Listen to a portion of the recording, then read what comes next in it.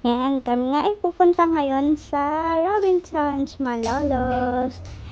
Sabi kasi ng sis ko, libre niya daw kami.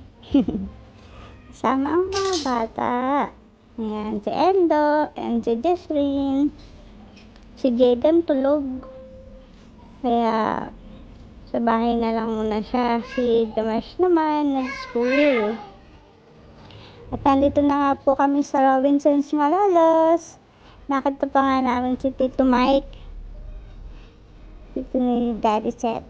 Ayan. Diba? Minsan coincidence. Makikita mo talaga yung kamag-anak mo sa mall. Ayan, binibigyan nga kami ng chicharon. Ang sarap yung chicharon ha. At ayan, nag-picture muna nga kami.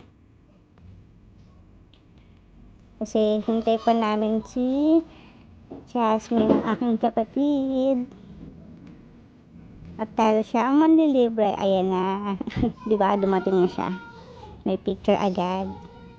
Yan ang aking anak. At sa Bonchon nga kami kumain.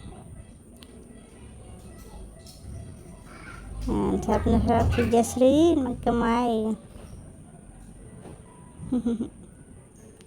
Yan si Daddy, si Jomesh, at si Endo, at si Mama. Ang aking kapatid.